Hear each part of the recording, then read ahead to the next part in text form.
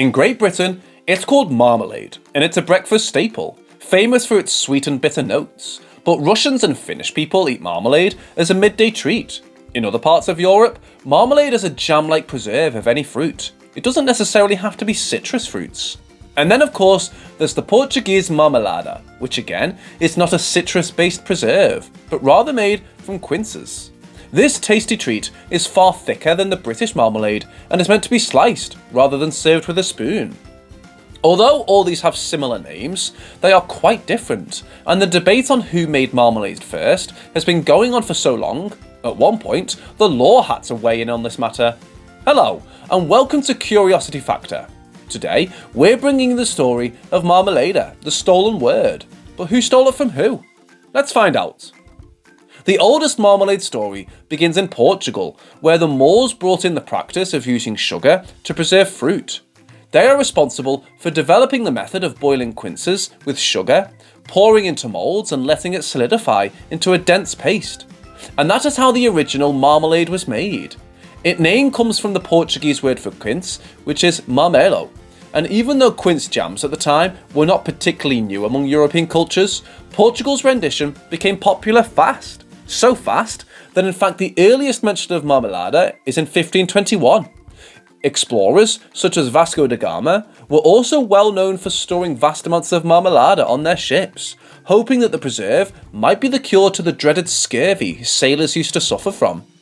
Marmalade travelled well and could be kept for a long time, so it became a natural export for the Portuguese, which is how it ended up in 1524 in the hands of Henry VIII. Marmalade contains a considerable amount of sugar, which was still expensive at the time, so it was considered a luxury item. This notion of exclusivity added to its reputation and ensured that only the wealthy had access to it. Throughout the 15th century, the elite enjoyed marmalade as a digestive following heavy meals. But despite having quite a huge fan base in England, the British didn't actually try their hand at making the preserve until the 16th century.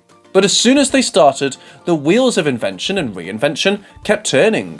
By the 17th century, fruit marmalades were all the rage in England. Not just quinces, but many fruits were eventually made into preserves, and they were all called marmalades.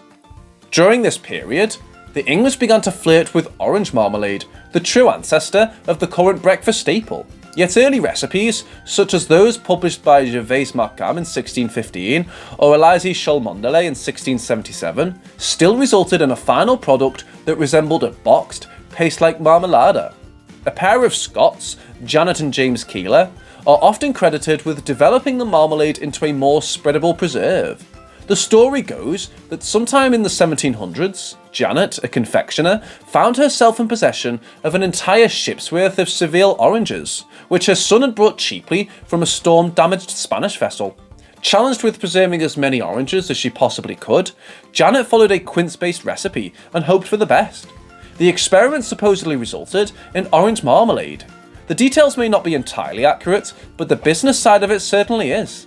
Keeler's was the world's first commercial brand of orange marmalade, and they were responsible for building the first marmalade plant in 1797.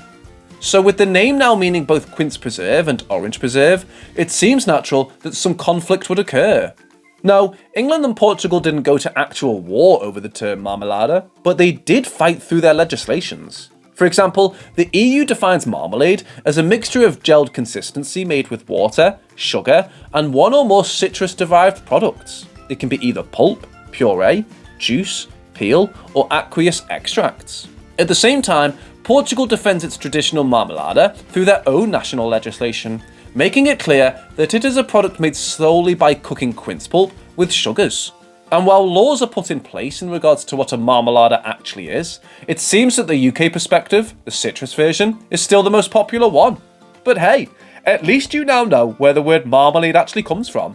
Just don't call a citrus preserve a marmalade around a Portuguese person. Do you enjoy preserves with your breakfast? Have you ever tried the original quince marmalade? Let us know your thoughts on this subject in the comments section below. And if you enjoy learning interesting fun facts, make sure to subscribe to our channel and click that bell icon. Thanks for watching, and we will see you again in our next video.